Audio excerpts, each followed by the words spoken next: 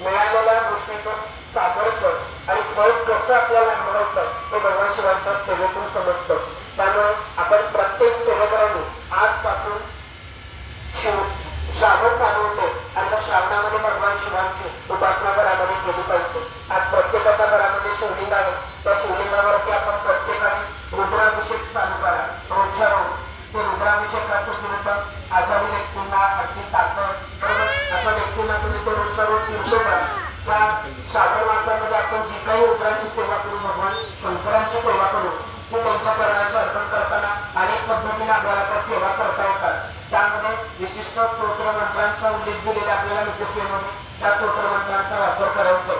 सगळ्यात पहिल्यांदा आपलं घर म्हणजे आपला देवघर जो आहे आपल्या घरामधला बरोबर ते मंदिर नसतं, ते घरातलं देवघर देवाला स्थान असतं बरोबर. त्यामुळे पहिल्यांदा नियम काय आहे तर आपल्या घरामध्ये असणारी पिंड भगवान शिवांची ही नंदी आणि नाग विरहित पाहिजे. म्हणजे त्या पिंडीवरती नाग आणि नंदी नको. लक्षात अशा पद्धतीची पिंड आपण देवघरामध्ये ठेवा. कारण नाग आणि नंदी असणारी पिंड घरामध्ये वेगळ्याच प्रकारचं शौकिक वातावरण निर्माण करत असतं. त्यामुळे घरामध्ये त्या दोन्हीचे वास्तव्य नसावं. त्यामुळे नंदी आणि नाग विरहितच पिंड आपल्या प्रत्येकाच्या देवघरावरती असली पाहिजे. त्या देवघरामध्ये पिंड ठेवण्याचं प्रमाण बरोबर किंवा पिंड कशी ठेवली पाहिजे.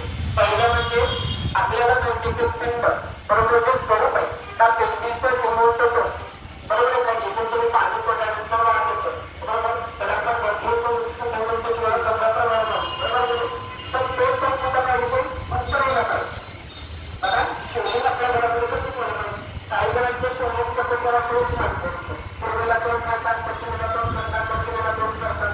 तसं नाही आपल्या पिंडीचं ते कुठं झालं पाहिजे उत्तरेला झालं पाहिजे बरोबर. त्याचबरोबर आपण पिंडीवरची बेलपत्र जे अर्पण करणार आहे ते बेलपत्र अर्पण करताना कुठे अर्पण करायचं बरोबर. चित्रामध्ये तो होता बेल वाजत होती उलटी अर्पण करायची पिंडीवरची आणि ते बेलपत्र अर्पण करताना बेलाचा जो बेल असतो तो कुठे करायचा उत्तरेला पश्चिमेला करायचा. त्यानंतर कारण त्याचा नियंत्रण बरोबर अलीकडे पश्चिमेला अर्पण करतात.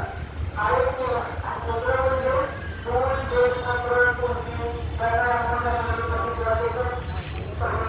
करतो पण कसं अर्पण करण्याचं जसं ते साधं तसं पवित्र लागतं.